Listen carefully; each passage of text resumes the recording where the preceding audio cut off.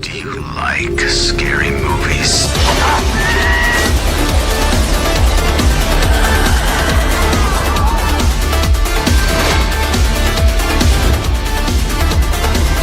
What's in the box?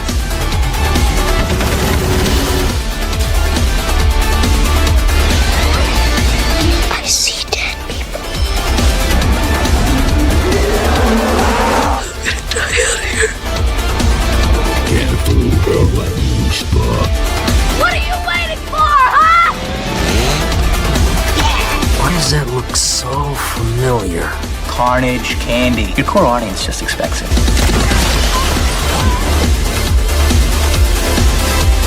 Barbie, eat your heart out.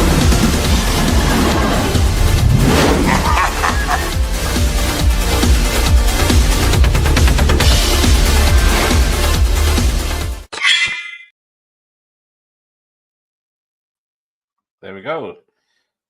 24 Can you see me hours now? to go. Can you still? I can't No. see you. Let's see if the chat can see you. Can you see dear old Mike? I'm looking at your stream and I can't see you, so I don't think it's my side. So we'll see if it comes to life in a second. I'll see if anyone else can see him. Nope, can't see Mike. He's gone.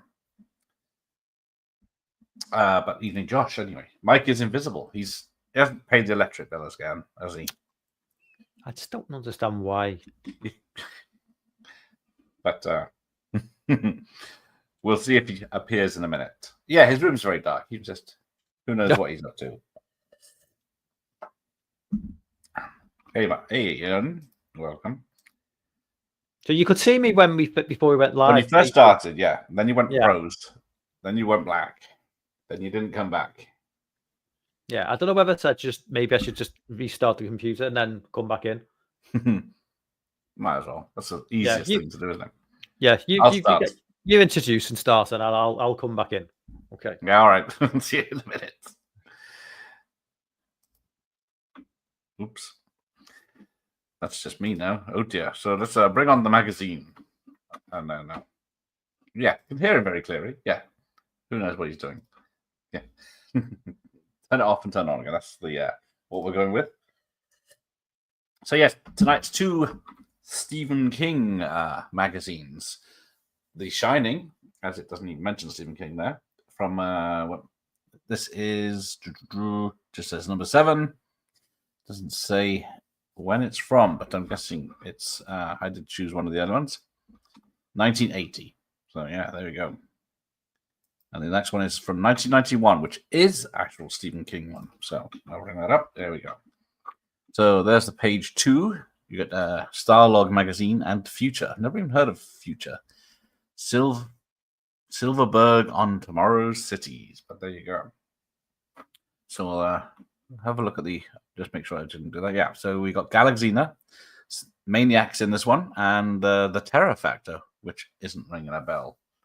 Does anyone know those? But yeah, who knows what Mike was up to in the dark? But he'll be back. So this is only number 7 of Fangoria, one of the very early ones. And then we get the Hitchcock Legacy, Vincent Price, Hammer Horror, and more. Never heard of those ones. Maniac I've heard of. Galaxinia. It might come back to my memory later on, but so here he is, and he's got a picture. There he is. We can see him. Hey, if in doubt, just turn off and turn on again. Exactly. Fixes so many problems. Yeah, I can see you, and I think everyone else can see you. Unfortunately. So, have you heard of Galaxina? No. Yeah, it does sound like an 80s arcade shoot up. Maniac, of course, you know. Oh, is this Fangoria from 1980 then? It's Yep. got Jack. Okay. They didn't really change the design that much, did they, over the years? If you look, No, I wouldn't have reckoned. I would. Yeah. But No, I've no idea what Galaxina is. I've no idea. So we're all going to find out tonight. So let's have a look what we got. Vincent Price, the Corman years, Chris Wallace, The Beast is Yet to Come. So he's the special effects makeup guy on models and stuff. That reminds me of Eyes Wide Shut. That little image there. Yeah. Curse of Frankenstein, Dawn of the Dead. Savini's most jarring FX work from 1980. So he'd barely begun. Yeah. But yeah, The Watcher in the Woods. Disney does a scary movie. This was 80s Disney, so it was probably bad. Terror Factor looks like a sci-fi version of Travis Bickle. There you go. Right, so I don't need to read the welcome letters. I'll just see if there's something. It's very hard to read some of these. There you go. After seeing John Carpenter's new film, The Fog, I would very much like to correspond with him. Is there somewhere I could write to him? But yeah, send to Embassy Pictures in Los Angeles, California. I'm sure he'll reply. It doesn't strike me as the sort of person who'd be too keen on like interacting. You've frozen again, but we'll carry on. See if it comes back. But yeah, because I reached out in touch with him with his special appearance people, and she said no. Yeah. She said he doesn't do this sort of thing much. It's going to be a special event rather than any old muck. But then we get Maniac. Take one part Carolyn Monroe, one part Joe Spinell, and season liberally with the effects of Tom Savini. And then you have Maniac. I've only seen it once because it's not much of a fun one you can watch multiple times. No, it's a bit. You need a shower after watching that film. But it's that sort of early 80s, like New York, sort of grimy. One thing I've never seen, the New York Ripper, which I've heard is I still haven't quite seen that similar. one either. Yeah, I've heard that, but that's obviously an Italian American production. Was it even filmed in America? Okay, it must have been because from what I've seen, but I never understood how it worked with like taking American actors. Like, what's the Giallo, one of the Animals trilogy from the Argento movie? It's the guy from Dempsey and Makepeace, but he's in a Italian Giallo, but he's speaking in his own accent. But it's other bits are dubbed. I don't know, like how they worked it. No, but yeah, I'm sure there's someone in the chat will tell us in a minute. Michael Brandon, was it Michael Brandon? Yeah, Michael Brandon. Yeah, he was in an early 70s Shallow. And John Saxon as well. John Saxon's in the one from the early 80s, the Shallow about Argento. She's in as well. But no, Nightmare Beach. Nightmare Beach. You'll get your beaches mixed up. I know there's too many horrors on the beach. Blood Beach is an amazing early 80s, like kind of.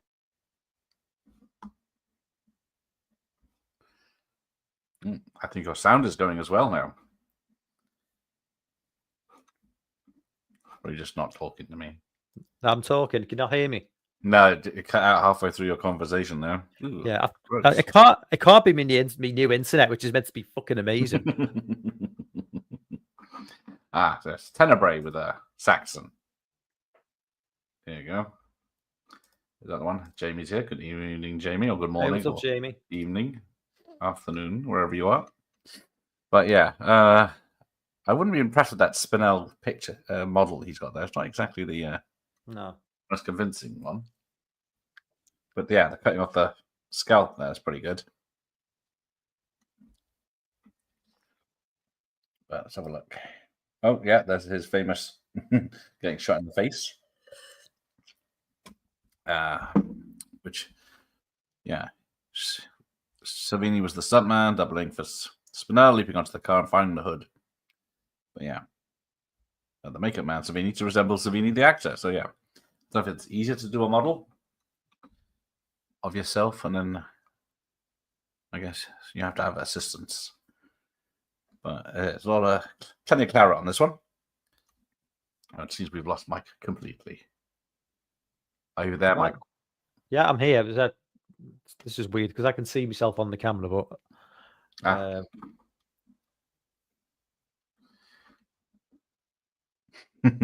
So can you hear me at all? You seem to start talking and then just disappear. It fades out. Right, that's weird. I don't think it's StreamYard. And then, like you said, you restarted. I've got this Wi-Fi. My son's bought this Wi-Fi dongle, and I don't know if that's maybe. I might try unplugging that. I don't know. We'll see what you disappear.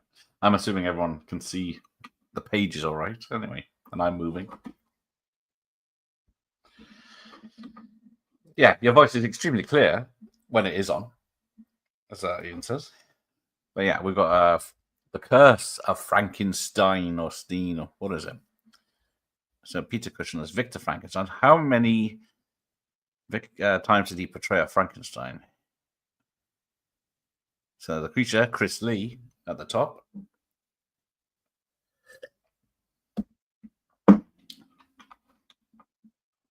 Hey, Shane. I enjoyed Curse of the Frankenstein. It's one of the best Frankenstein movies ever made. I lose track of which one's called which. Yes, Jamie. I'm wired for sound, and he's gone. We'll see if he comes back.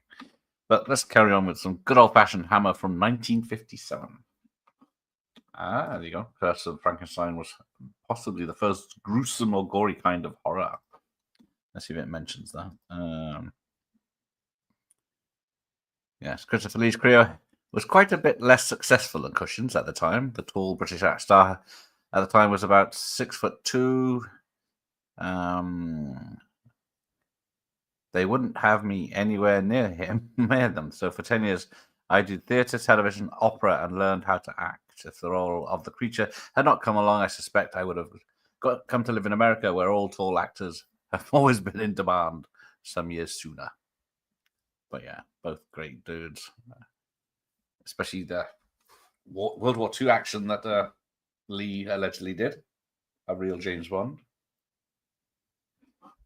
Oh, yeah, I did see that, isn't it? Del Toro's got a Frankenstein film or something. Isn't it going straight to streaming? But yeah. Yes, you did cut yourself off pulling off the Wi-Fi thing. Just watched Return of Captain Invincible, Christopher Lee singing. I've only heard bits of his, what's it, that metal album he did in the 2000s, was it? But Will might return. It does look. It's the Crypt Keeper's finger. I think we'll say that. So Frankenstein's credits: Christopher Lee, Peter Cushing, Hazel Court. I can say Eugene Levy, but it's Eugene Leary. Mike will be back, hopefully before the next magazine. But yeah, lots of behind the shots. See what happens when you stay in the bathtub for too long. Upon its release, The Curse of Frankenstein brought in the box office far beyond the wildest dreams of anyone involved in the project, at least 28 times its initial budget. In April, a month before the London opening, the film was flown to New York for a screening before the executives of Warner Brothers. Within 2 hours, the screening print was flown direct to Jack Warner on the West Coast. There you go. They knew they had a winner. So we get Bob Short's The Toll on Imagination. Vija appearance was left pretty much up to your own imagination. Miss Short, who says that the production painting of was the crew's sole guidance during design and construction of the Vija miniature. There you go. By Jim Wynorski. Hang on. I'm going to send him a picture of that.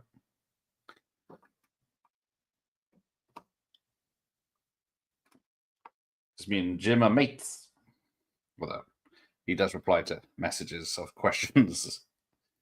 So we'll see what he says about this. If it is the same one. Well, yes, that must be a very big bathtub. Because he doesn't seem to have leg bent, and he's up to the taps, which are always, hello. Yeah. So Vija, aside of the Vija mock-up, the bearded short beams enthusiastically in the background. Well, yes, if you've made something as detailed as that, I think you'll be pretty pleased with yourself as well. Let's have a look. When I think about it, if anyone likes those Hammer House kind of movies, Blood on Satan's Claw is on UK TV channel 69, dudes, tonight at 10:55. But yes, no one knows where the creature strikes next, a parking lot or a darkened alley. Hang on. In 1 minute, I thought it was just Star Trek. Yeah, Star Trek the motion picture.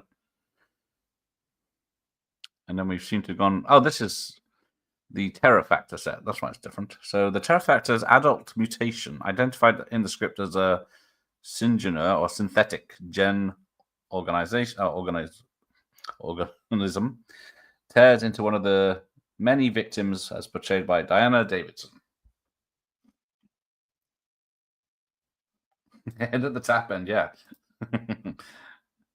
But it's a lot easier when there's two taps and not a mixer in the middle. So yeah, there you go. Oh, here we go. Galaxina, there we go. Now, might be worth a watch. Dorothy Stratton was not designed by Wallace. The Rock Eater was. Yeah, Hammer's all right, isn't he?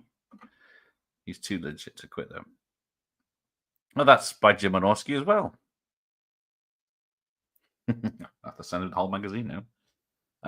But yes, Galaxina's Vader-like lead villain and his ally, the Sliver Lizard. But Alien's chestburster gets spiked by an electrical barb in this scene. There you go. You got Darth Vader and Alien in one film. Let's have a look. Wallace with the robot butler Hudson. I think he should sue Red Dwarf in that case. That looks just like Crichton. But then we get a denizen of the island of the fishmen strikes a menacing pose. Michelin Mini-Me. Yes, that's it. Are we back to fat shaming? I can't remember. Is this Gangforia or Gangforia over? Oh, hang on. He's moving. If it goes up, if it fucks up again, I'm done. I'll have to try and look sort it out. There you go. Hopefully. Yeah, taking that Wi-Fi thing out really helped, didn't it? I was going to say, don't do that because that might be your only internet. Then you'd already done it. But there we go. So yes, we are looking at what did I say? This film was Galaxina, which isn't ringing a bell. No, I've never heard of it. No. What was the other one? The Terror Factor. Neither of these. Nope. So I'm guessing they did get actually released, I'm assuming. Yeah. I'm never astonished I can never believe how, whenever I think I know, not every film obviously ever made, but something like this, I think would have got to my attention at some point over the last 40 years. And there's still films I'm like, I have no idea what this film is. Yes. Same here. I'm picking up stuff 70s, 80s, 90s. I know it's like a big actor and I've never heard of it or seen it or something like that. But yeah, it's very good. It's good. Gives me something to watch because there's nothing new worth watching. Yeah, I watched a movie the other day called Stage Fright from 2014, like a musical slasher. It's got Meatloaf in it. Oh, and I was like, never heard of this film. I got bad news for you. You're frozen again. Oh, for fuck's sake! But we'll see how the volume keeps up. Just keep singing. So yes, Jack Nicholson terrorizes Shelley Duvall under the sinister influence of the Overlook Hotel. Exactly. These are all Jim Wynorski's. He just done all these bloody. Oh, 1986 Stage Fright, yeah. Because I'm looking here. I've got a Stage Fright because there's an Australian film as well, isn't there? What's this one? Yeah, it's all come fun. Yeah, so I've got this from this. I don't think. Yeah, this one's got David Brandon in, but directed by Michel Sauvé. But I don't think it's the owl costume one, which is the same thing. Yeah, I'm not sure. logical that was to wear a giant owl costume, owl head to kill people. No, it's yeah, you find it hard to wander around at least, trying to see what you're bloody doing. But then again, the Scream costume is equally ridiculous when it's Yes. comes to conventional. Yeah, I guess the only one that does work is the hockey mask because your eyesight's Yeah. not stopped by them. Right. So Stage Fright was at 87. Wasn't it the one with the owl mask? This is where it gets confusing about films called Fright. Ooh. And poltergeists throwing tapes at me. Right. So I wonder if it said. Hang on. Does it say Stephen King? Yeah. Full blast with the film adaptation of Stephen King's runaway bestseller, The Shining. Now that the film has opened in New York and Los Angeles, with a national release soon to follow, horror fans and the film aficionados alike are ready to reap the rewards for their patience by seeing the movie already heralded as the terror film of the century. There you go. See if Stephen King says anything about it in here. As King pointed out earlier in an interview, the hedge animals that come to life in the novel were deleted from the script because of the acknowledged impossibility of realistically portraying such ominous living shrubs on screen. There you go.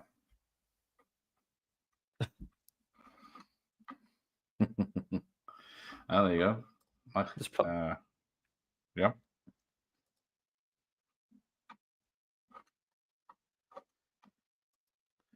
I'm guessing you're talking right now, Mike, but we can't hear you. Can you hear me now? Can I hear you now? Yes. Can you? Yeah. Yeah. Sometimes. Uh, Let's have a look. The screams of little Daddy Torrance echo over the silent snows blanketed in the isolated overlook, with Stanley Kubrick looks on unperturbed, as he does. Oh, there we go. I guess, unfortunately, Mike has left the building. But yeah. So is it Mike? Did he cut out, though, Ian? But we'll see about that. Now, I don't remember Future Magazine. Does anyone know that one? You can get some back issues here. Number 1 to 17 for only $3.50 each. Mike will be back in the chat. Yes, we're like 30 years into having internet, and it's still unreliable, just like mobile phones. But yeah, back issues of Superman in Starlog there. Star Wars, the TV special. That's got to be worth a bloody mint now. But The Watch in the Woods, or The Day Deceased Decided to Shock Your Socks Off. But yes, I remember that scared me as a kid. I haven't seen it for a long time, but it probably is still creepy. I know that Dr. Impossible sent to me. I need to rewatch it. It's always bugged me that the hedge maze is clearly not in the front of the actual hotel in the wide shot at the beginning of The Shining. There you go. It could be just a StreamYard issue, Mike. It's a shame. Yes, the hedge maze. Yes, but they'll just say it's on purpose, won't they? With the Kubrick one. So, what the hell is this? Leon Harris's original concept sketch for the alien landscape, Home of the Watcher. Spoilers, and there's aliens. So the Shining still has a lot of deleted scenes that have yet to be released.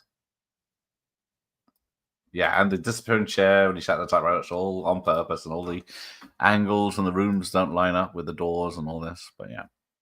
Oh, David McCallum's in it. Sold. Do love David McCallum.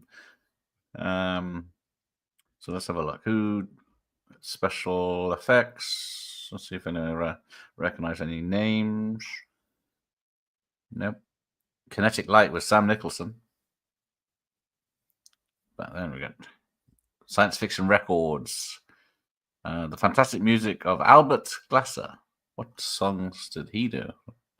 You can get Phantasm, Martin, Dawn of the Dead, Rocket Ship XM, Silent Running, and Master of the World. Betty Davis, of course. Big name I should have mentioned. Then we get more Hammer in the Chronicles of Kronos. Didn't this just get a special edition in the last year or so? Because it's got another one with Caroline Munro. Yeah, North by Northwest LP. That'd be cool. David Cowan, yeah, the man from Uncle. That's what I know him from the most. And Sapphire and Steel, of course.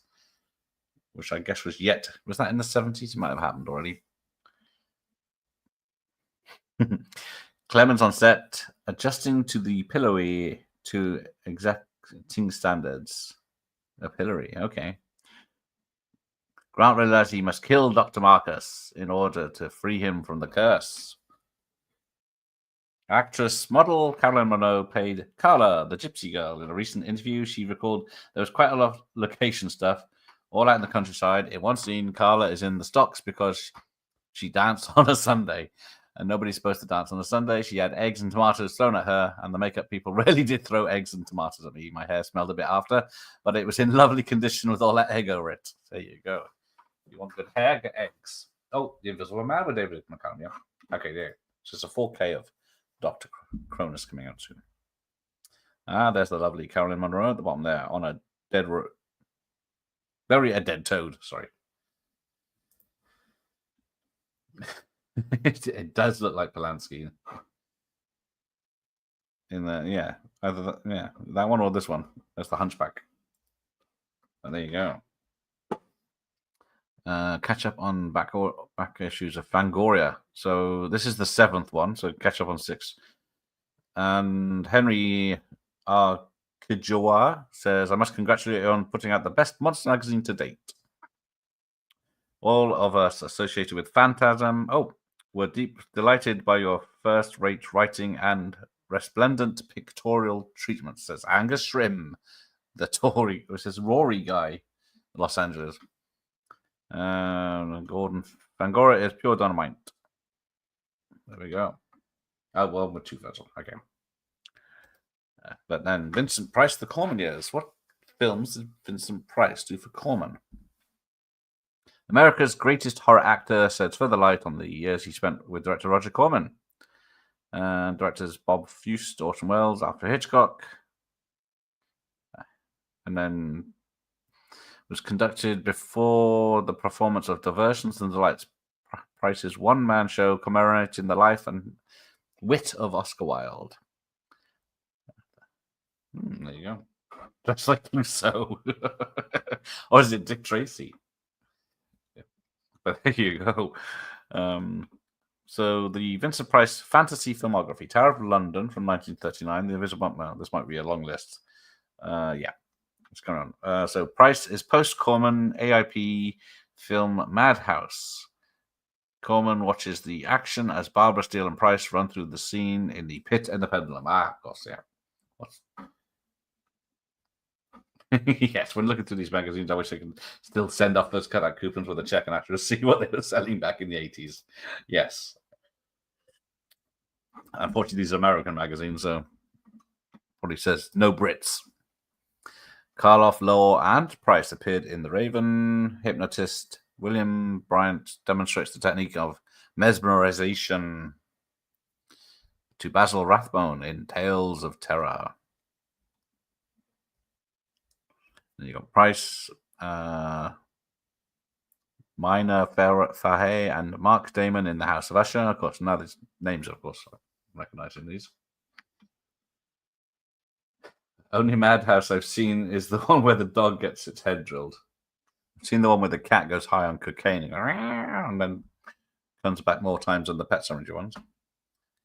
Price and Dembra Pageant in the tense moment from the Haunted Palace. There you go. I am very far behind Vincent Price movies. But yeah. Price is about to resurrect Elizabeth Shepard in to the flames in Tomb of Ligeia. That one's from 1965. Yeah, I did not know about half of these films I've never seen or heard of. Yes, I'm the same. I got rid of all my empires because they were super bloody heavy and they're all like 90s ones. But yes, Mr. Rignall will be on in July to promote his new book. or Jazz, as I'm allowed to call him. We'll get to the dirty numbers in a minute, right? Yeah. Peter Price and more on the set of Black Cat. Like, that's supposed to be something. Rathbone and Price and Tales of Terror. Sorcerers Karloff and Price do battle the wizards from the Raven. There's a lot about him in this. Price's favorite fantasy roles were those blending humor with the macabre. He is seen as the infamous Doctor in Dr. Phoebe's Rhymes Again. Price, Peter Cushing, and Robert Corey in the seldom seen AIP feature Madhouse. Yeah, his first book is out about retro gaming, and then he's already got another one. Had lots of Video World magazine until it basically turned into a poor mag. Yeah, those you can't get those for love of money. Well, you can get them from eBay for money, but you can't get PDF, which is unfortunate because they go for like 10 quid each now. They're the ones I used to get. Right, so there's John Belushi takes a bow in the short Godzilla suit. And the Embassy Film Broadcasting, short remodeling alien mask for the revised CE3K. It'll be an entirely new picture. And Warner Sharp's frequent appearances as Robbie in the recent Mork and Mindy. Nanu. I have no idea what the first one's. It's a long name. Oh, Ian kept all his games. That's a Zap Edge, yeah. So the book every science fiction fan must have is the Starlog Communications book. You got a fold-out poster and a souvenir magazine of Moonraker there. So look, Starship Pendant, Rocky 2, Celebrity Poster Heroes, another movie storybook there. There you go. Yeah, the one time I got my Video World, because I used to get Video World. That's the one that scared me when I saw Elm Street 2 on it, and it had a lot of killings in it, and then of course, what's new in blue on the back. I have tried to get Dominic Diamond, but no success yet. So an official Battlestar Galactica books, and what are those? With the high quality Warriors battle jackets, Battlestar Galactica.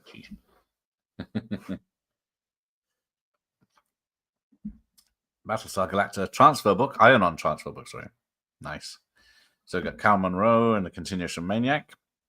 She's live on UK TV on 9 p.m. and she's still doing the cons here. So yeah, Monroe meets Maniac, and he seems to be an okay guy. They always are until, And this is, still Monroe and Maniac. Another bizarre slaying from Frank Zito, the Maniac. Nothing like murder to whet a mad slayer's appetite. Yeah, some of these pictures are dark. The Killer's Lair, home of his collection of gruesome mementos. The cool lads. Another hairpiece to his grotesque collection of trophies. Yeah, Maniac panics as Spinell's past catches up with him, and Carolyn Monroe is in a pensive moment between takes. Yes, the mask adverts. Yeah, definitely wish I could buy one too. Hello, London viewers. This may not good. It looks good from these images. It's it's a film that's it's still quite shocking to this day. And you consider it's nearly 50 years old now, probably.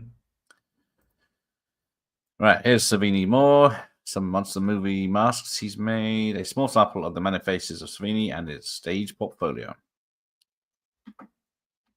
I haven't bothered trying to get him on because, I don't know, people have said he's hot and cold, haven't they? And then what possibly is there left to talk about? So yeah, it's good, but it's a rough, grim watch, exactly. So yeah, there's with the female member of the Maniac cast, what's left of her. Close Encounter of the Living Death, concorded by his own effects laboratory. Because when I had Kurtzman on, at least he's done normal films as well. Or I say normal films, but yeah. So here we go. Alien, Stranger from Venus. A lot of stuff there. Kronos, The Crawling Eye, good old fashions. Then we get Chuck Jones. Don't know why that's in here. What's he done? It's Fangoria. Pencil sketch from Jones, Yankee Doodle Cricket, TV special, now in syndication. Don't know that one.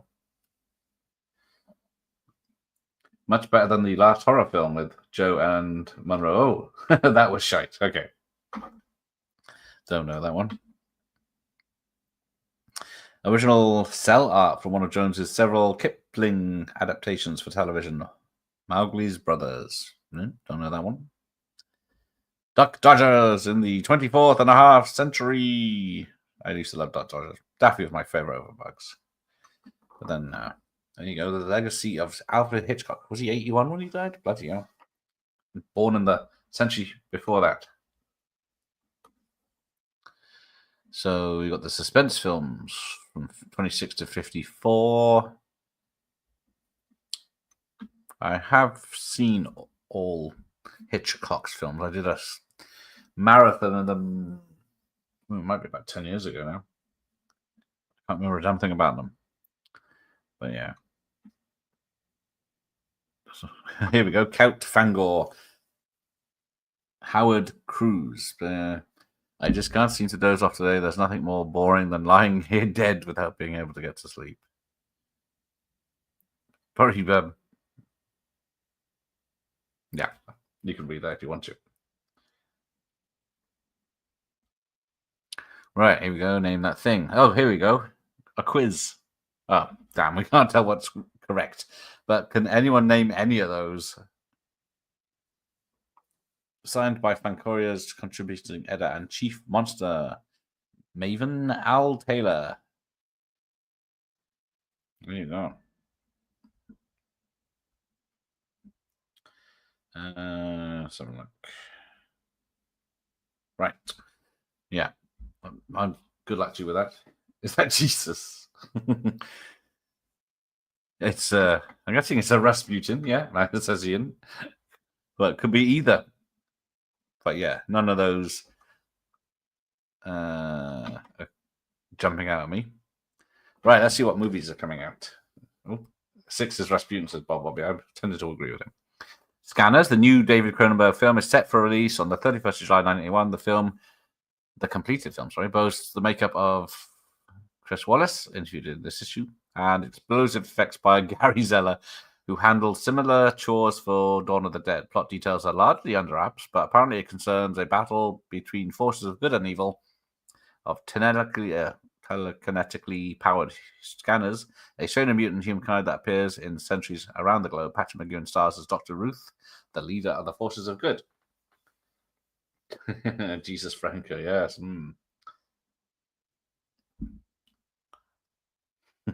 Scanners blew my mind. Halloween 2, Irwin Yablans tells us that Jamie Lee Curtis will again appear as Laurie. Good news here. Victimized schoolgirl. Oh well. Donald Pleasance as Loomis, the boogeyman hunter. With the sequel to Yablin's production of Halloween again, the action is set in Halloween night, but now...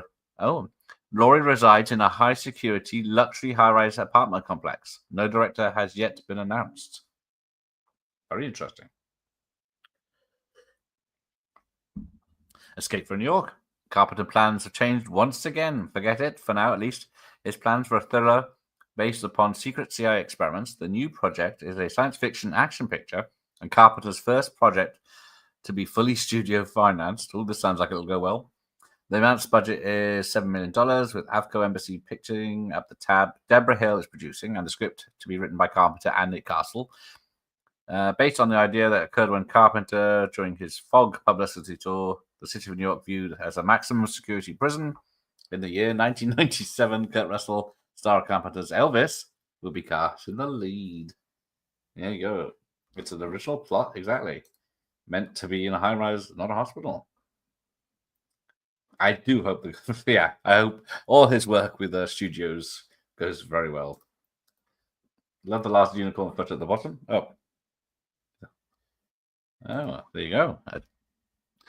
Oh yeah, I can see it says. Aliens arrive on Earth. Luigi Cossai, the director of Star Crash under the name Louis Coates, recently visited New York to shoot the final scenes for his second sci-fi feature. The Italian title is Contamination, but the planned American title will be a bit more about the plot. Aliens arrive on Earth. They landed in the wilds of South America, and the natives believe that begun raving about the dangers of the white zombies. The idea seems to be a cross between Invasion of the Body Slashers, Alien, and Cosy.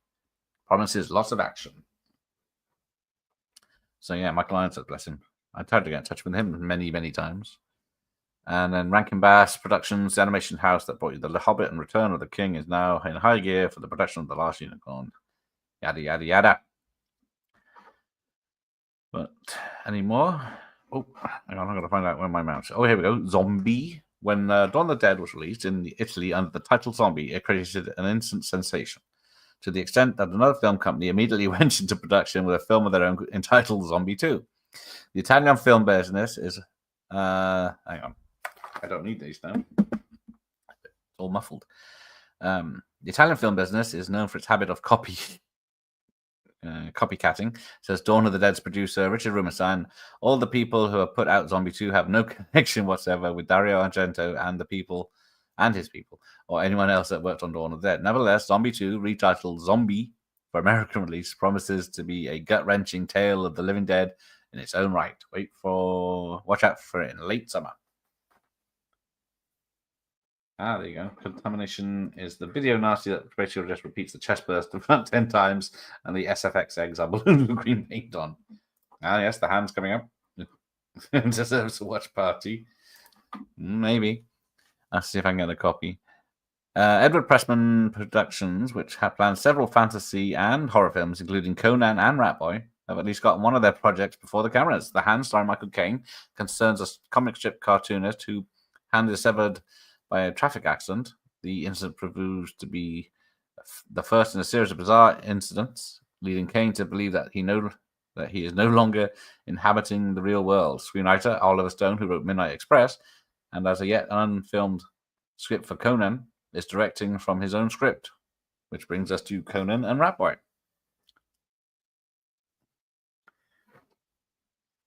The shooting schedule for Conan has been pushed forward to the end of July or early August, while Pressman and the company concentrate on completion of the Hand. Ratboy is planned to start sometime beyond that date. All other details of these productions remain essentially as reported previously, we are told.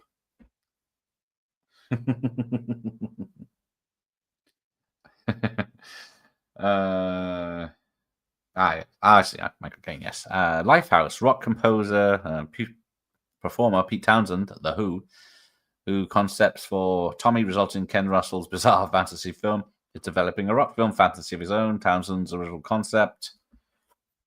Where's it gone? According to the British paper New Musical Express, concerns an oppressive future in which all rock concerts are banned and all rock ones attempt to defy the law. Treatments have been sent to SF writer Ray Bradbury and director Nicholas Roeg, both of whom expressed interest in the project, according to Townsend. How much interest did you get? Yes, I do find this is the most interesting part for me of these magazines, is what could have been and what did not happen. Caveman principal filming has been completed on the prehistoric comedy starring Ringo Starr and Barbara Bach. Supporting savages include Avery Schreiber, Jack Guilford, written and directed by Carl Gottlieb, who co-wrote the Steve Martin's The Jerk. Now in the works are the special effects by Jim Danforth and Dave Allen, who collaborated on Flesh Gordon. So expect lots of funny dinosaurs and early 81 releases planned. The next magazine talks about Inferno. Okay. The Dario Argento's Gothic horror epic is now released in Italy and can be expected to appear here later this year. Reports indicate that the lavish production is his best film to date. Said to be the second part of his trilogy that began with 1978's Suspiria, the film's somewhat muddled plot concerns a young American woman who sets out to resolve an ancient curse and meets a hideous death. Her brother journeys from New York to Rome and encounters problems of his own. Also worth note is the frantic musical score composed and performed by the British rock keyboardist Keith Emerson. Mama Dracula, Louise Fletcher from the What Brothers Coconuts has been cast as the top role as a vampiric comedy concerning a woman who learns that she can stay eternally youthful provided she bathes in the blood of young virgins. Basically, the same plot as Hammer's Countess Dracula, this time played for laughs and without the lovely Ingrid Pitt. The feature will be directed by Boris Slazin or something, and the last time was the X-rated animated Tarzan parody, Shame of the Jungle. Argento does style, not plot. Well, he did back then anyway. Yes, so thank you, Myers. Philip K. Dick, the work of the most wildly imaginative modern sci-fi writer, is headed for the big screen. If reports are to be true, Dan O'Bannon, screenwriter for Alien and the upcoming zombie film Dead and Buried, is at work on Claws. It's hard to read. Based on this Dick short story, second variety for Capitol Films, Ridley Scott's Alien director is developing a Dick property. The novel, Do Androids Dream of Left Sheep?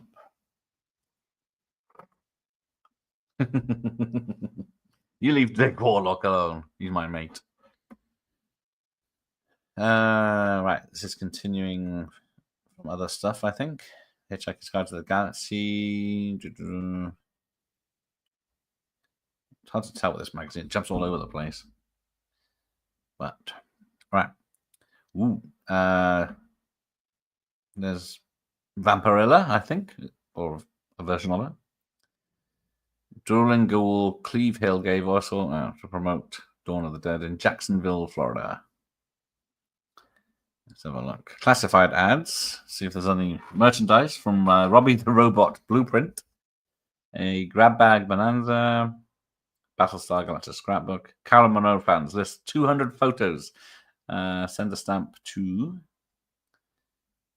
Not the type of photos I want of her, but yeah. Pen Pals, Fiendish Friends, a pen pal service for horror film fans. Age, interest, requests sent to this place in Ontario. There you go. Yes.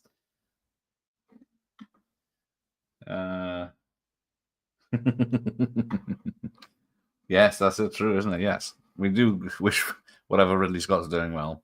So let's have a look. Yeah, so it's continuing. There's the masks. Let's see. Who do you want? It is great how they're different characters each time, pretty much. There's the Halloween 3 mask down the bottom there. Yeah, these are Don Post masks, of course. So Halloween 3 had 2 masks that were already in production, and then a third, which came out especially for the film. And then he was allowed to keep all the profits from those, I believe.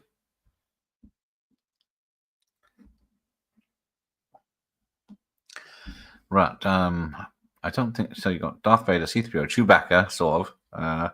Sand Person, as I'm going to call it. The musician, and then random ones. Werewolf. That's a werewolf. 806. Where's 806? Oh, down the bottom. Yeah, not in any order. Looks like Sloth from Goonies. Yeah, the Star Wars mask are probably worth a fucking mint. Even the keyboard player. Dracula, Ghost Girl, Gills, the Count. Yeah, basic Klingon. There's a Klingon. Where's the Klingon? 2021. Oh, I see. It's there in the 3 Vulcan Master. There you go. C-3PO looks awesome. That does. You can't go wrong with C-3PO if you can get your head in it. But then we get the books again. Same ones I think we've seen before. Oh, is that it? Oh, that is it. Okay, we're one down. That took us 50 minutes. Oh, Predator top right. Where did you see a Predator top right? But there we go. Now for 1991. So 11 years later, let's see what we got now. So Stephen King's Sometimes They Come Back. Win Freddy Nintendo games. Oh yeah, there it goes. First news on T2. Arnold's back apparently, so we'll look forward to that. FX2, a sequel. Warlock Speaks His Evil Mind. I don't know if that's Dick again. The Silence of the Lambs, this year's scariest film, apparently. Let's see what that's like. I don't remember that makeup in Sometimes They Come Back, but I haven't seen it for a couple of years. But you said Predator, there it is. How much is that worth to you now? And Leatherface from the Texas Chainsaw Massacre. But I must admit, if that is the pitch you get, and you get the hands. Predator's Collector's Mask, $320 back then. So that's like over $1,000 now. Predator's Standard Mask is only £84. Oh, there's the Standard Mask. Doesn't look to be too much difference between them. Predator Hands, $97.95. Child's complete costume of Predator is $42. Oh, so I see, yeah. I thought they were all just pictures of the same thing. Yeah, Sometimes They Come Back is pretty underrated. The effects are better than the one on the cover, though. There you go. But yes, that was, I would call him a mate, Mr. McLaughlin, wasn't it, who wrote that? Who did Friday 6. But he never responded to my email about getting it signed, so. Yeah, I'm not sure on the Leatherface, because I know you don't get a very good look at the Leatherface in most of the films, so. But if that Predator looks too good. Yeah, he doesn't. Fuck it. Oh, hang on. No, I can't be able to go 2 pages. Night Angel. What's this then? Ooh, slimy. Oh, you got 2 posters. Right, there we go. So you got Murder by 3D. Bob Clark returns to his horror roots with Popcorn. Scanners 2 in this one. Friday the 13th, vet Tom McLaughlin. There you go. Takes charge of this week's Stephen King adaptation. FX2 Facts. So yeah, a sequel. Actually, happy to see. Honey, I Sliced the Heathen. The Pit and the Pendulum. Sands of Time. The Star Warlock. England's busiest horror actor since Cushion and Lee. Oh, Julian Sands. Bless him. It's a shame I never got to speak to him as well. Rob Reiner. Talks about Misery. And what's that? Okay, well, let's find out. So, Postal Zone. I can read these ones a bit better. I recently saw a test screening of Hardware, and I was incredibly impressed. The movie is further proof that most horror flicks turn out better when they stay away from the big studios. It is truly the first cyberpunk splatterpunk movie ever to hit the screens. It has to be the kind of originality everyone loved in Hellraiser, and it shared subtle humor and incredible cinematography of Evil Dead 2. It states a bleak outlook for the future, but issues of the subtle reality, such as one character smoking store-bought marijuana cigarettes. There you go. Although I am incredibly pleasure of seeing the uncut, unrated version, I still think Hardware could be cut and still be one hell of a movie. With films like Nightbreed and Darkman falling victim to big money bureaucracy, it's nice to see a low-budget masterpiece with that no bigwig behind it saying it won't sell. Don't get me wrong, I love those 2 movies, but I felt sorry that the makers did get into express their full creativity. Yeah. Let's have a look. Yeah, I returned from the world premiere benefit of the Night of the Living Dead remake, and all I can say is, wow! Not only is it exciting to be part of a historic event, but to be among the first to view the film too. Neither Romero nor Savini, who did a wonderful job directing something, were able to attend, but John Russo, Chris. So there you go. Oh, you haven't seen Hardware. Hardware's good. I forget, is it Dermot Mulroney or someone? Or Mulroney, the other one. But yeah. Dust Devil was the other one that came out then. I think I saw Dust Devil in the cinema because of Hardware. Hardware has to be one of the worst horror movies that I've ever been my displeasure to view. After reading Philip Newman's article, I expected to see a gritty, fast-moving piece of fiction, so I saw slow-moving, boring waste of time. Maybe Richard Stanley has a stylish way with a camera, but stylish trash is trash nonetheless. There you go. The drill. I remember someone getting cut off from the doors. I just saw Hardware for the second time, and it wiped out the best horror film of the year. There you go. Nothing's changed. Some people love things, some people hate them. Before I saw Darkman, I thought Sam Raimi was a good director and writer. I was wrong. Oh, Sam is a genius. The photography in Darkman is hypnotizing, the acting superb, and the humor properly dark. The FX magnificent, and the portrayal of the final Shemp by Bruce Campbell was a brilliant inside joke. Bravo, Rami, or should I say Mr. Raimi? There you go. Darkman is astonishingly good film. It's a relentless mind trip throughout the outermost regions of the strange and the macabre.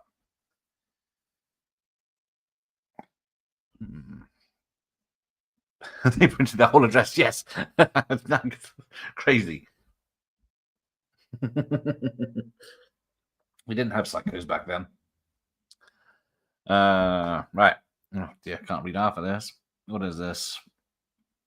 Night of the Living Dead card set. A few left. Gore Shriek comics. Knights Children's Foreplay. Vampire series. Deep Red. Soft cover, hardcover. Right. No doubt about it. Terminator 2. News breaks. Okay. Lots of reading. Terminator 2 Judgment Day. You never say die in Hollywood. The cast of the $60 million Terminator seems to show up on my... sequel, which began lensing in LA in October, will feature a comeback appearance by survivors and victims of the 1994 hit. Michael Bain always seems to show up in my movies, so it seemed like a good idea to bring back James Cameron. The returning director, who was also producing the sequel and wrote the script with William Wisher, takes a few moments to drop some hints about the latest cyborg adventure due to hit theaters this summer. Schwarzenegger and Hamilton will be back, and there will be some new people on board as well. I know Arnold was dust at the end of the was dust at the end of the first film. He chuckles, but when you buy a toaster, do you automatically assume that it's the only toaster? Basically, I have as many Arnolds as I want.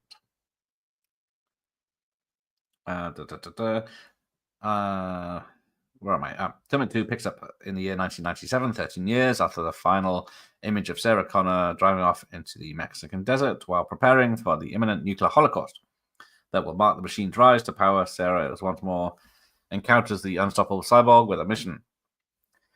As well as a few of his friends, Cameron refuses to disclose anything about the plot, and claims that the reason Terminator 2 has been so long to coming together has been more of a matter of supply than demand. There's interest in a sequel was always there, he explains. There were problems putting out the elements together. What it boils down to, there was an untangling of a lot of legal problems and the rights of the story. Yes, visual effects will come courtesy of LM, while the sequel's special makeup effects are once again the province of Stan Winston.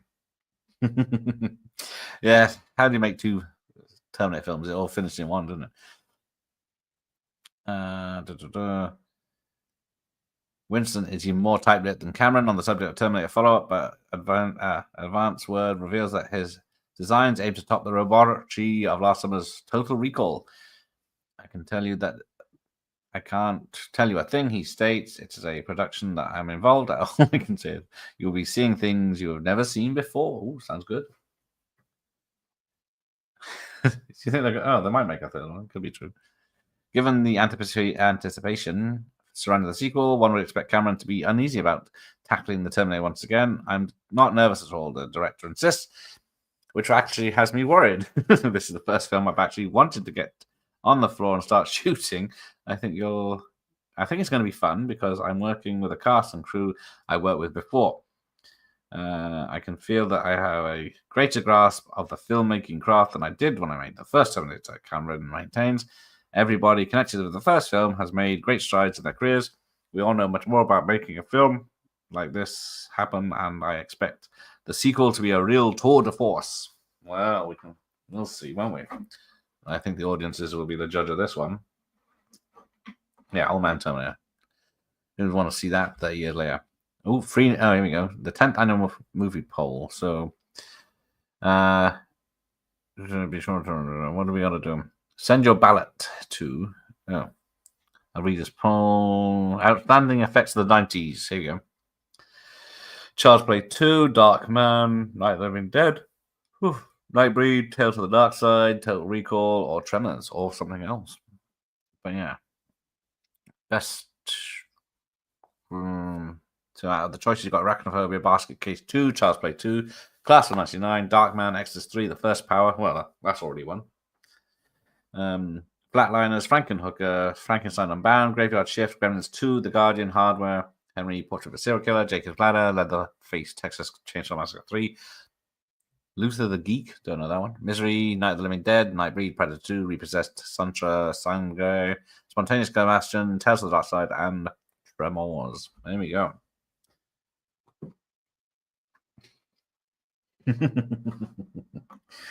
Okay. So hang on, how do you get this through a special arrangement with the LGN? Okay. 24 readers who return both the movie and readers' polls, names drawn at random, will receive a Nightmare on Elm Street Nintendo game. Can you defeat Dreamstalker Freddy Krueger in his own living room? Play the video game on his satellite compatible cartridge. To find out, it's bloody good fun. Repossessed, yes, that is our list. That's a good list of films, isn't it? I have played the NES. NES game is terrible. Well, I don't like jumping games, platform games or anything. So it's a lot of running, jumping, and then you don't actually face Freddy much. You have to go around collecting his bones, and then it turns out, Henry, was it 86? Was it just made in 86 or something? I remember it in the 90s, but here we go. Videos. Bad Girls from Mars. What hath Barbara wrought? Eddie Williams, Russ Myers' ex-wife and star Beyond the Valley Dolls, is the voluptuous vixen in Fed Olen Ray's spaced-out spoof of intellectual sexual gyrations. Sold.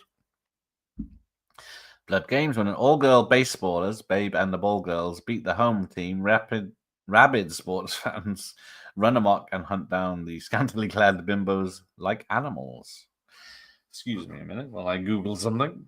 I'm gonna make some notes here. Blood, didn't it? 1990. I think I've seen this. America's favorite pastime just turned deadly. Yeah, it's not exactly a good description. Skynet Guns. The Church, a Dario Argento production directed by Michel Zavi. Oh, him again. Zavi.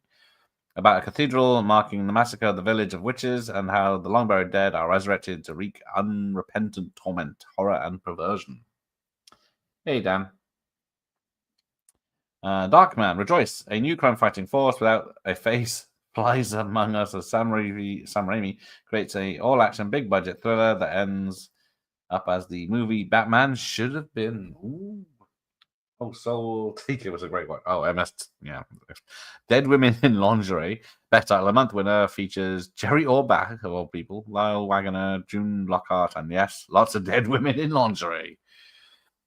Or Lingeri, whichever it is. Endless Descent, aliens undergo and undersea shenanigans in the scaly fish eye vein of Leviathan and Deep Star 6 with Ray, Twin Peaks Wise, and Jack Scalia, also known as The Rift. I was going to say, sounds familiar, but yeah, we go.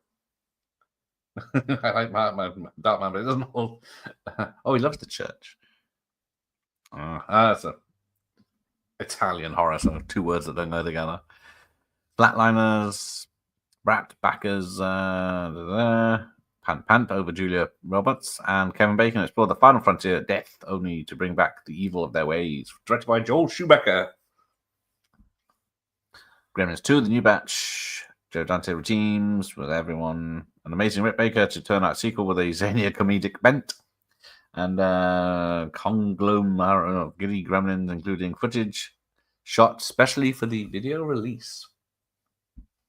Halloween Night, again, massively mutilated corpses, deranged denizens, ancient evil, and devilish doings in a cheapy, originally called Hack-O-Lantern. There you go. Oh, the Glimmer Man is better than Darkman. Hardware, terrifying and ferocious, action-packed future thriller. It's not action-packed. That is a lie. That's been compared to everything from Alien to Road Warrior, R-rated version. Even that's putting it a bit too much. High Desert Kill, from the writer of China Syndrome, comes a made-for-cable thriller loosely based on The Thing with... linking The Thing with Deliverance, starring Mark Singer. Anthony Geary and Chuck Connors. I'm gonna have to check out a lot of these. Hey, Jeff. Sup, yeah. I come in peace. Oh, this one looks good. Draining human brains of liquid endorphins to make an interplanetary drug seized is a breeze for oversized aliens until Dolph Lundgren shows up to flub his lines and beat up the bad guys. Lisa, Cheryl Ladd, and Stacey Keenan in a psycho thriller about a 14-year-old girl who innocent flirtation with a twisted psychopath leads to torturous struggles for life itself. Midnight Cabaret. Take a pinch of Rosemary's Baby, a spoonful of the Seventh Seal, and mix with Laura Harrington and Michael Desbars and stir into a devilish dish of sensual sadism. Yes. Poor David Norton. I guess I'm behind. Everyone's ahead of me. Moon 44. Here we go. In space, you need a story. Does this one have one? We don't know. It's due to us. We do know that it's spaced out thriller with Malcolm McDowell, Michael Pear, and Stephen Jeffries. Was that Roland Emmerich's first film? Or was that something else? Mr. Frost, Jeff the Fly Goldblum, is a chilling murderer with no name. Ah, that sounds familiar. Yes, Mr. Frost. No frame and no identity, but at least 20 dead bodies under his belt, based on a true story. Yeah. Nightlife. 4 dead, partially embalmed, juvenile delinquents are reanimated into zombieism and search for party, sex, human flesh, and revenge against John Astin and Scott Grimes. Pledge Night. The Pledgeons of Phi Up Fraternity never knew about the grisly initiation after that night accident in the past, while Acid Sid comes back from the dead for a blood-drenched frat house slaughterfest. I Come in Peace is awesome, yeah. Matthias Hughes. Yeah, I have interviewed him. He signed my copy. Show off time.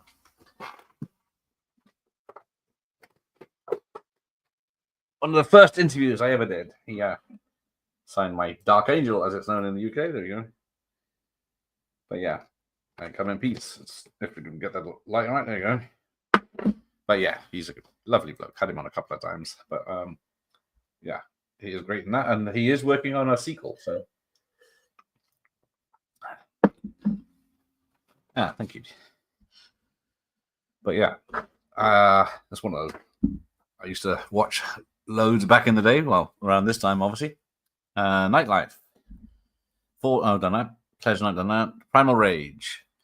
Watch as Carlo Rambaldi's FX transforming student into mass murdering psychopath with Bo Svensson from Rob's bro Patrick Lowe. Rob's bro Patrick Lowe. I think I like the title Dark Angel better. Yeah, because I used to watch, Cinema Attractions or something like that, and I said, I Come in Peace and coming out soon, and then very confusing when seeing that in the video shop as Dark Angel, but yeah, it does Come in Peace because it's a 50s sci-fi reference, isn't it? And he does it a lot in the film. Sex as Chimney's Kisses. Okay, where's that? Project Alien, Michael Nouri and Maxwell Caulfield. Highlight as a hunter becomes the hunted. Expedition for invading extraterrestrials. Look. Repossessed, luscious Linda Blair goes to the devil again while Leslie on the LBT look on in a surprisingly unscary, unfunny, airplane-like parody of possession pics. As usual, I can't find fuck all here today. Where's my Repossessed? Because that one. Is that even out on Blu-ray yet? I can't remember. Great. Now I've lost Repossessed. Which one of you took it? Where's the professor? Yeah, I saw Repossessed before I saw The Exorcist. Still in Lake Seco, David Norton's back in the revenge story about a babe whose grape soda is murdered and recreated as a Robocop-style murder machine. It's old. But yeah, like some of these I've probably seen, but this description doesn't do them any justice.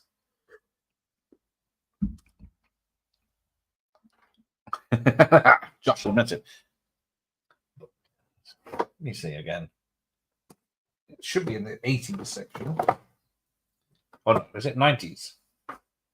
Yeah, of course it's 1990, isn't it?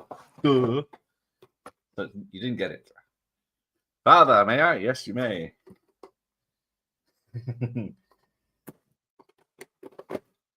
But yeah, David Norton did deserve that. He was a very good actor in American Werewolf and put up with a lot. So, Soul Taker, 14s. It's always 14s. Why is it that? Are pursued through the netherworld by an omnipotent death angels after a catastrophic car crash severs their souls from their bodies with maniac Robert Zazar. Whispers, Dean Arcut's story of mass murdering madman who can't stop the menacing messages in his mind even after he's dead, with Chris Sarandon. Still fingers crossed for getting Chris on. He's always bloody busy. Was very close to getting him in May, but then he's got a lot of cons and his own show and everything. Yes, my repossessed video has been repossessed, but hopefully maybe July, August. Hope. Whispers are done. The Willies. Scary stories about a bug-loving boy and a monster in a men's room linked to... Hang on, let me do that again. Scary stories about a bug-loving boy and a monster in a men's room linked together by kids around a campfire comes to 2 different video boxes to add to confusion. There you go, with James Caron. Yes, thank you, Josh. I hope so, but there we go. So, here we go. Oh, the lovely Brink Stevens. The sultaness of slice and dice. But yeah, so you wanted some... Ask your questions, Brink tells all. I'm going to have to cut some of these out and send them to people. Tag them in there. The gross, the bad, and the funny win cash prizes for tasteless humor. Different times, obviously. You just get reported to the police now. Screamathon contest. We'll have you screaming for cash prizes. Yeah, Dean Koontz was very unlucky. Hideaway's all right. We all know Phantom was the bomb, but yeah. So this is... Who's this? Timothy Hutton... Oh. As Clark reassures that Timothy Hutton, his career isn't going downhill on the set of Turk 182. More than 10 years after his last genre effort, 70s trendsetter Bob Black Christmas Clark plays with the dead things again. Oh, Popcorn. There we go. I wonder if she's still on the line if you're ring. Yes, probably does just go straight to her mobile. There you go, Popcorn. Was that filmed in South Africa?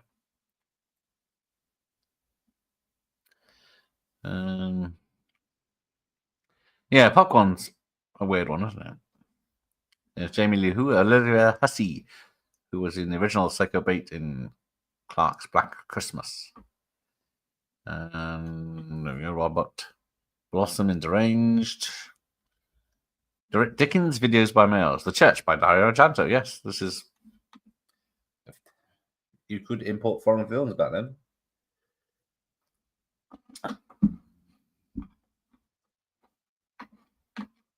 Beautiful crafted. It's always boring when I go ... beautifully crafted ... rich knockout visuals. It's got has none knockout visuals. But you can get Bird with Crystal Plumage, Creepers, Deep Red, Hatchet Murders, Inferno, Suspiria, Unsane, and Argento's World of Horror for $40. Right, got books. Randall Boyle's Monster, Coven by Edward Lee. Yeah, as you know, I'm not good on the books. I don't know any of these. These could be quite famous. Urban Horrors by William F. Nolan. You got Spook by Stephen Vance.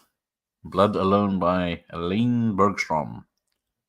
But then you got Elvira, Freddy, Jason, Werewolf, Pinhead, Leatherface. Screaming presents the finest model figure line available today.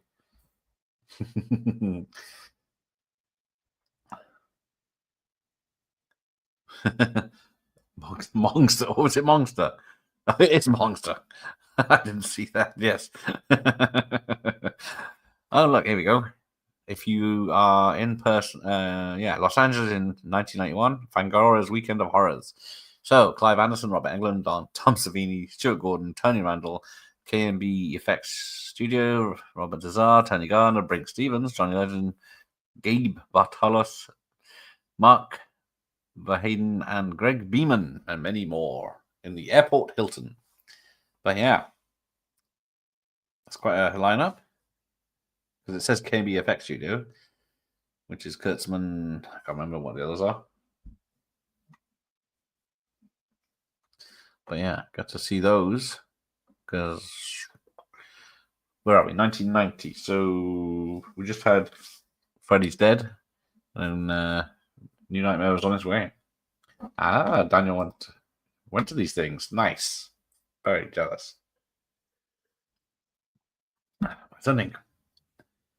Not that I was anywhere near anything, but I don't think there were many conventions here in the UK. None that I ever heard of, anyway. Back in the 90s. Oh, there we go. Scanners 2 will blow your mind. Yeah, we'll just.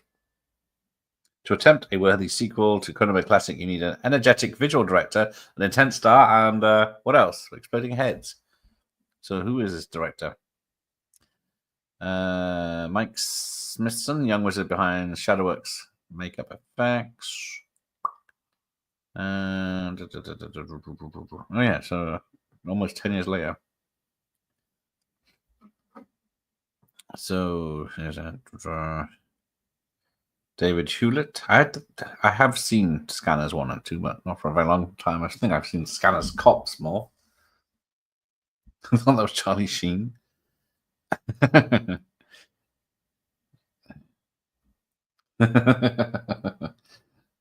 initial pun. Oh.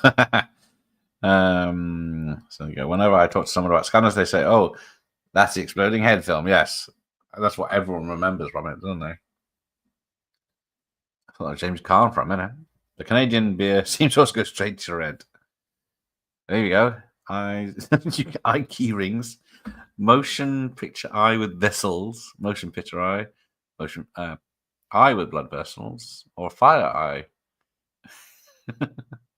When the movie script calls for life like eye, where do Hollywood special effects artists turn? What do the science fiction and horror effects wizards use? They use some custom hand-painted eyeballs that are now available in keyring design, each package in a crystal display box. There you go. 3 scanners and 2 scanning box. Thank you, Dan.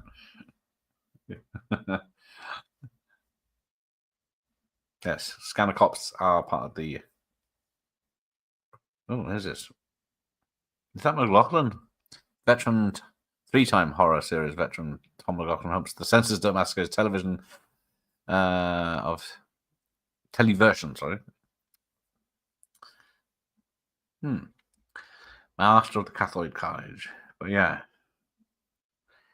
I guess because who's the guy in this? He's in Vamp. Is it Justice for Grady from Freddy's Revenge as well? Scanner Force. Is that anything to do with it? Jim Tiff Matheson faces another act of vandalism. Yeah, the story's quite gory, and we knew much of it wasn't going to get past the network censors. Yes, there is. Robert Russler.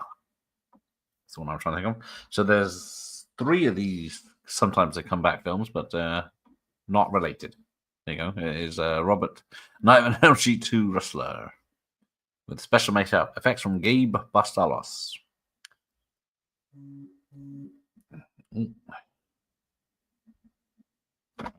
What's this?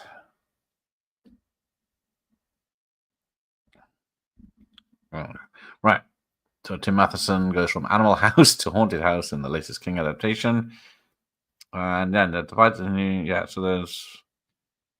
Despite the new cast member, Steve McLaughlin feels that Friday the 13th series suffers from tired blood. Yes, Robert Russler is his buddy and Freddy get it through the door. Paul Grady. There he is. What's horrifying about the story isn't the 7 fingers and decomposing spirits. Yeah, it's one of those situations where the kids turn up in his class in the 50s, but they look like they're in their 30s. Ooh, the video eye, Dr. Cyclops. What do we got? Hang on. Sinjanor, didn't that come up before? Repulsion, which is Roman Polanski. Been floating around in various video editions, apparently owning to some copyright snafu. The studio's bid to bring out a big quality is appreciated. Yeah. And Encounter at Raven's Gate. That looks familiar. Eddie Cleary, Steve Wilder, the bottled blonde punk, right at present and lives with his brother in the Australian outback. Maybe not them. Yeah, it's basically a TV movie, but decent. The sequel was fun too. There you go. Looks amazing, does it? And something like a synthesized genetic organism has been developed by Norton Cyberdyne, a corporation with a government contract to produce an indestructible killing machine to defend the US. With the impending Middle East war, the creature doesn't require food. It nourishes itself on the spinal fluid of its victims. It's also asexual. Oh, very ahead of its times then. Can reproduce every 24 hours. And it's only vulnerable to water. One night, it breaks out of the thermal vault in the NC basement and goes on a killing spree. Sound familiar? It should, for direct-to-video sci-fi thriller. It's a shameless hybrid of Watchers and RoboCop. It's really dumb but watchable. The film stars the reigning queen of repeated letters, Star Andreef, as a young woman searching for the monstrous killer of her uncle, the man who developed the Syngenor.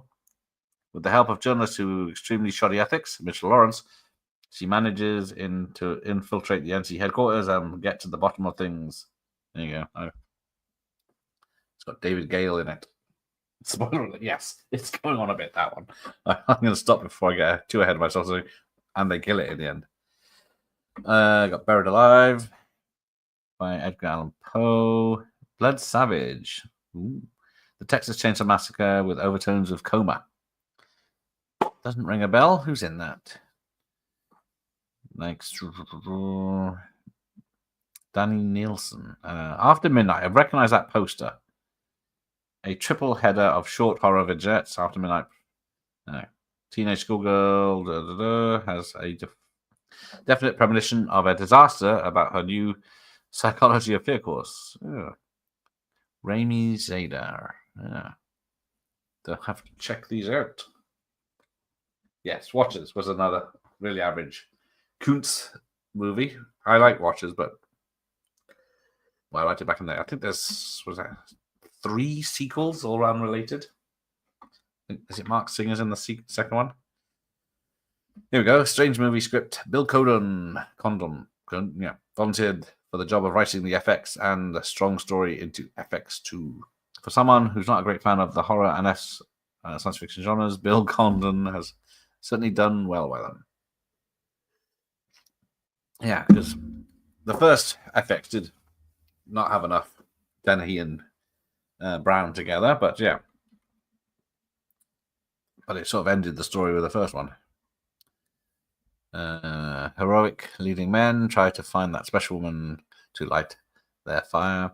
Rowley Tyler helps the FX villain with his contact lenses. I don't think I've ever written a script that didn't have a murder in it. Mark Singer is a legend. He's a Beastmaster, isn't he? Aim to give FX protagonist Brian Brown and Brian Dennehy more scenes together in the follow-up. There you go. One of these days, maybe they'll do a second sequel called Makeup FX. Oh, actor Brown does his Clark Gable impression. Oh, he was in the latest Chuck Norris film, was he? That's got like 2.1 or something on IMDb. Alien from Strange Invaders bemoans the film's negligible release. We had some great action sequences in FX2, but the movie also needed a fully fledged mystery plot. Right, so you got The Pit and the Pendulum with Stuart Gordon on the bandwagon. I've got A Pit and Pendulum up, so yeah, it might be that one. It's an old tape. But I think I've seen it once because it has the slowly cutting someone in half bit. Greg Cannon, of course, again. Makeup helped bring the film's gallery of heroes to grisly life. Right, I think we're near the end. What's this? Tundra Terror. Being A melodrama in 16 installments by Alan Moore and Eddie Campbell. Aha. Right, so what's coming out? Highway to Hell. You got Total Recall. It's weird having Total Recall, but yeah, that's gross. Two Starlogs and Turtles, of course. I've only seen the first one. That's Mike. There he is, the late great Julian Sands. The Room with a View star. Yeah, started off with them. So British period pieces. And ends up doing was it Arachnophobia, Warlock. The appeal of Warlock was the most heightened and almost stylized fun to be had with a malevolent creature. What have I got then? Then when I got the sequel. Who's had the sequels? This is tolerable. Or is it the threequel? Threequel. I think the Armageddon. But yeah. Can't reach now. So creepy good in the Naked Lunch. Yes, he did actually do some proper action sometimes, didn't he? Spielberg felt that the fact that it was about spiders prevented arachnophobia from hitting big numbers. I think it did quite well. The Warlock falls victim to the old exploding wristwatch trick. Like the rest of us, Sands wanted to see more violent version of Mary Woodruff's death scene. Yeah. Crazy what they can show now. Like how light the stuff was they can write about back in the olden days. Now, what's this? Grave news from the other side. Proton Alien, Gargoyle, Night Wolf, Frightmare, Liquor, DUI, the Igor one, and then Eerie, Mouthy, and Snotrot. Okay, nice. Let's leave that there. Is that it? Oh no, we're still going. Silence of the Lambs. Yeah, they show the most gruesome part because you barely see it because it's like doesn't it zoom in. But yeah, and then but Silence of the Lambs is a good one. Is it a thriller or is it a horror or is it a horror thriller? Who knows? But one of the things about making kind of picture that you don't quite know how a hidden child looks. His mask may look like Jason's, but Dr. Lecter is 10 times as frightening. Yeah, I think they went through a multitude of different styles of mask wearing. Yeah, Naked Lunch, this is very true, is truly fascinating, original, and completely incomprehensible. Yes. If anyone wants to explain to me what happens, yeah. And oh, there's damn, who's it? I think he's in that scene actually. The musician, because there's all sorts of cameos in that scene, isn't there? I think George A. Romero's in it. We didn't want to show a lot, but we didn't want the picture. We didn't want to make the picture hard to watch, except where it was necessary, which is yeah. I guess yeah, they're only showing Lecter's side of it. Oh, spoilers! Oh, hey, police.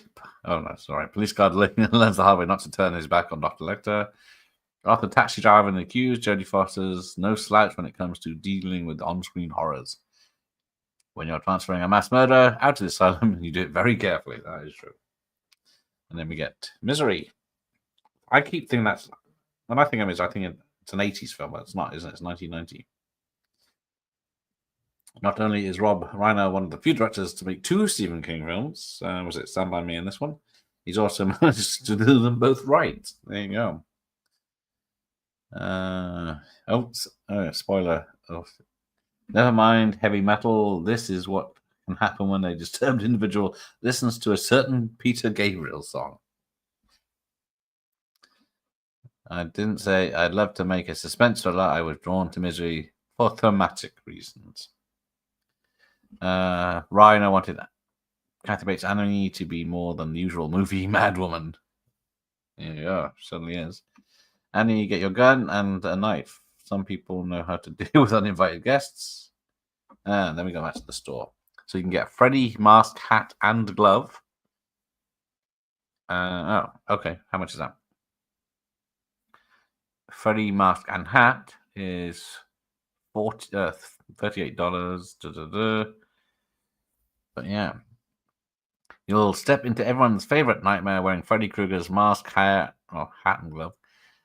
This outrageous full head mask from Dom Post Studios was made from safe, well constructed latex. The durable hair is separate, but hat again. Sorry, but comes with the mask. The glove is sold separately, of course. Yes, nice. But that's worth a fortune. And then you get the official magazine of Nightmare on Elm Street: The Dream Child. The story and pictures, every panel, every scene, horror effects explained, the entire Nightmare saga. Robert Englund interview. My life is Freddy. That's 4 giant pinups. Excellent. There you go. Yeah, Rob Reiner made a range. Misery, Princess Bride with Harry Met Sally, Few Good Men. Yeah. And then what did he make after that? Was it North? That killed his career. Rex Miller. In the course of writing new detective series, the disc jockey turned author created a classic modern monster. I do not know about Rex Miller. Any fans? Splice. Sort of Garth Marenghi type titles. So, Terror is a man, a unique experience in motion picture terror. Looks like is it a foreign film?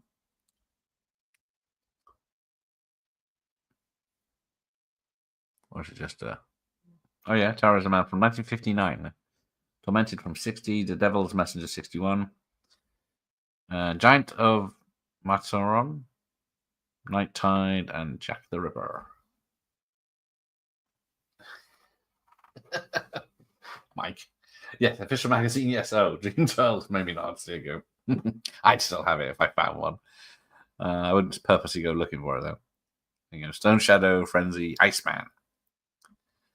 Charging up. Chain Gang is not the big fat biker with the earring or the rest of the type. I wanted him to be different. Profane Men, Vietnam, the jungle green world of blood red, soul something insanity. Oh, there's Frankenhooker. So videos by mail. So you got 80 quid, see, for tapes back then. Unrated tapes. Suspiria, Bar Taste, Henry Death Serial Killer, Death Spa, Nightmare on Elm Street 5, The Church, Zombie, Carpenter. Flesh-Eating Mothers, Angel Heart, Scarecrows, Vampires, Fearless Vampire Killers, Night of the Demons, Toxic Avengers, and Frankenhooker. $90 for Frankenhooker. If it was the one that says "Want a date," or what is it when you press the button on it? Well, you still pay more now for that. All right, let's see where we are on here. Previous versions, t-shirts. Not the best pictures for t-shirts, but how much are they? $14 each. That's quite expensive. It's well, I suppose t-shirts are not quite expensive. $90 well spent, it says down. That is indeed correct. I need to see if I can get a copy of Frankenhooker. I don't think I'll be able to afford the VHS, but so continuation. Then we got The Incredible Gore Shriek, Library of Screaming Terror. Oh no, and then who's in coming to Canada in 1991 then? Bruce Evil Dead Gamble, Kane, Jason Hodder, Tom FX Masters, Leana, I can never say that. Lena. Oh fuck it, it's too late. Queen Bee Quigley and Herschel Gordon Lewis. Your host, Fango editor, Tony Timpone. There you go. That's another airport hotel in Toronto. Sean, just in time for the end. Welcome. So, the classifieds. Horror posters. Haliburus for the collective weird and rare works by unearthly artists. FX makeup, body parts, dental supplies, books, videos, spots, and masks for catalogs. And $2 refundable for brochure of extremely unusual sterling silver rings, many horrific designs. 3 Monster Magazine catalogs. The Macabre Video Underground Society, adult-oriented cult video obscurities, unavailable. from from any other source. Witchcraft, demonology, Sabbath, Richard, no bowling on the Sabbath, virgin sacrifices, torture dungeons, cannibalism, bizarre practices, adults only, lifetime membership, catalogs $5, contains graphic descriptions and wording not intended or suited for younger audience. All those who are maybe offended by the subject matter, you must be an adult, and proof is required. Oh dear. Gory pins, gruesome figures, M. Myers sculpture dolls, hand designed, 13-inch cloth. I think these are unofficial. The Institute of Studio Makeup. You got LPs, 1 million video movies, soundtrack LPs. Yes, 10 a penny for things. Hey, Swaggy. Yes, unfortunately, Mike had StreamYard problems. Demonic t-shirt, anyone? Yes, there it is. You can barely read the ad. Acrylic fang and teeth. The Goat Tales. Comics of gore, sex, and witchcraft. Obscure films on video. Search. We will locate and obtain your favorite hard-to-find films pre-1975 on video. We are expensive, but good. That's honest. Yes, Kane Hodder is probably permanently on, because I think that's how Ken, who I spoke to, gets his money. Who will be the Love of Horror in Manchester this October. Right, let's have a look. Oh, more going. Night of the Living Dead dolls, soft sculptured, very detailed, 13 inches. Sounds like me. Rest in Peace Ghoul, Autopsy Ghoul, Chest Squib Zombie, Doll's Mum Zombie. Specify $55 plus $7 postage and packing. Ninja Mystical Wizards Hand Thrown Fireball with Bang. What the? Fireball with smoke? Ooh. Become a ninja or a mystical wizard with bangers. Corpse for sale. Built by Di Stefano. Cable controlled. Lights, hair, nails, bugs. And in a suit. Morbidly realistic. $150. For details and photos, send $2. Become a professional makeup artist. Anubis #2 is out. A zine about censorship, animal rights, and gory comics on society. Serious collector of sexy female mayhem wants to buy and sell, trade, and to make new contacts. Please send $4 for this list. Rise up and be your own masseur. Raoul will show you how. Details $2 to Tampa. Horror femmes who die horribly. Comics, videos, art, contact. Original movie posters. Oof. Get tacky. Send $2 for a small but sleazy catalog of sorted movie posters. Vampire Hunter sort. There you go. International Order seeks new members. There you go. $1 plus posters handling to the Van Helsing Society. There you go. So weird.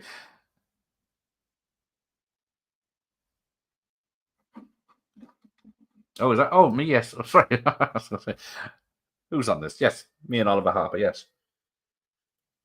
Well, we done 2, didn't we? Did 89 films and 90s action films, but so he's so busy now, I haven't been able to get him on again. But he's a lovely bloke. I was very surprised when he even replied to me, not alone said yes. But yeah, he's doing all those big documentaries now, so very busy. Locating rare horror movies was more fun back when it was a challenge. Yeah, now they're released on 4K in your local Woolworths or whatever the equivalent is these days. Yeah, can only imagine what amazing things some people are on the side of the classic fans. Don't think you'd like to meet any of these people, because we've got Luci Fulci's Italian Goremaster Fantasy Film Memory #2 is available. 50 color black and white stills and posters, text in English, 36 pages. Cannibal Holocaust still available. Texas Chainsaw Massacre 1 and 2. There you go. Call 18 and win. Oh, with Fang. A trivia game and a chance to appear on Fangoria's new TV game show, Go Zone. Did anyone see this? Yes, the dizzying heights of people respected, like Oliver Harper to Mike the Real Fifth Beatle, who couldn't get his PC to work. Just answer 5 horror-related questions and immediately qualified to win a trip to Hollywood or other valuable prizes. The contestants with the most correct answers after 4 rounds of play will be flown to Hollywood and appear as a contestant on Gore Zone. Plus here, Fangoria associate editor Michael Goldwood with the latest horror news. Leave messages for Michael and other horror fans. There you go. Anyone know if Gore Zone became a thing? Be interested to see an episode of that. Although there's a lot of things called Gore Zone now. But right, what we got? The Wasteland. We've got 5 new horror videos. Monster Makeup, Horror Effects by Tom Savini. Oh, Dick Smith is Monster Makeup. Screen Scaries, Witches, Vampires, and Zombies. And Horror Rock. The best scenes from your favorite horror movies set to wicked rock music and some of the hottest rock groups around, with Hurricane, Over the Edge, Wraith, Children of the Wicked, The Dickies, Booby Trap, The Pandoras, Run Down Love Battery, Elvis Hitler, Hot Road to Hell, and the Del Lords with Judas's Kiss. Wow, there you go. That's let me just grab something here for later, because what I will do is I'll upload these Fangoria magazines to my Google Drive, but the link for that will be in the Discord. So if you want to see these properly without me talking over them, I will leave it there. So they also have the Nuts magazines and Electric Blue on there as well. Oh, here we go. What happened to Chucky? The Devil Doll of Stu Pearson child's play. If this full over the head mask is not a wall mount, realistic hair, $44.99. Zombie wall mount, Freddy Krueger wall mount, the most realistic Freddy available. You have seen him in the movies and on TV. I will give it, that is quite close. Leatherface is all right. Skull, yeah, can't complain. But that Chucky one is, I wouldn't say, he's got long hair for a start. Well, I was hoping I could zoom in, but I can't. But there we go. I think that might be almost the end. The Wolfman mask is a Teen Wolf by the look of it. King Kong mask, I did not see that when I looked at that picture. The mutant mask from This Island Earth, and the creature mask from the Black Lagoon, and the Frankenstein mask. I've told people in the Discord all the time. Ugh. Useless he is.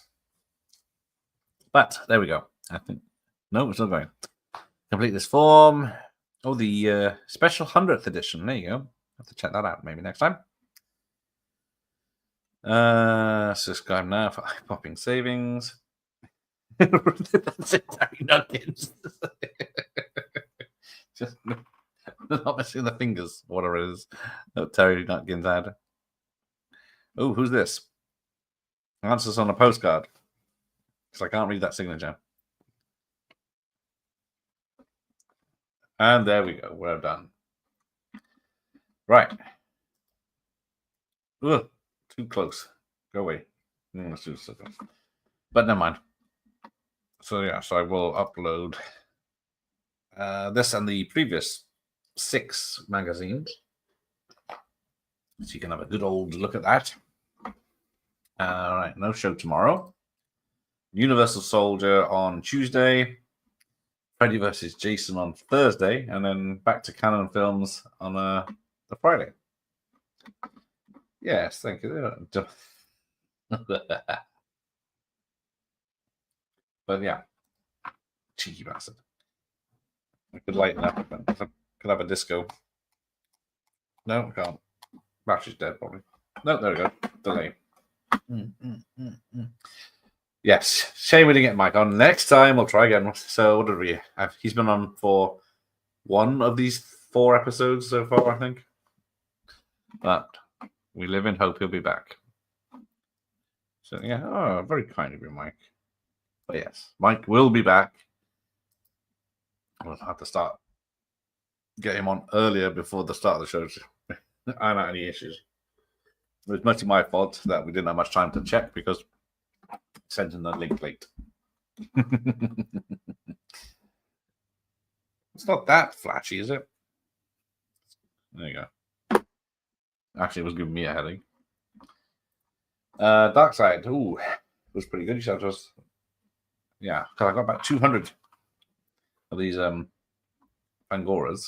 So when I run out of them, I have to start with something else. Those are interested. Oh, there you go. Blood on the Satan's Claw is on channel 69 in 10 minutes. It's boobs and weird devil cults. Sold. Oh, it's Suspiria lights. That's quality then. Yeah. Yeah, looking at the old stuff as well. Yeah, fan clubs, because I guess before Facebook, and that's YouTubers, we used to have pen pals. Yes, it's weird thinking back and you'd send someone a message. Yeah, you've seen that new film, Dark Man, and then wait 2 weeks for a reply. And it says, nope, I haven't. But anyway, the script on with the week. It's Monday tomorrow. And I'll bid you adieu and see you next time for something else with 80s and 90s. Oh, Starburst magazine. Yes, I could find some of those as well. All right, take care. Well, yeah, Dark Side is still going, I think. Bloody Tenor, yes, probably. All right, good night. Oh, I'm leaving the lobby again. Ah, thank you. Very welcome here, Ian. I'll take that. I've got to return some videotapes. I guess I was probably returning videotapes. I have to return some videotapes.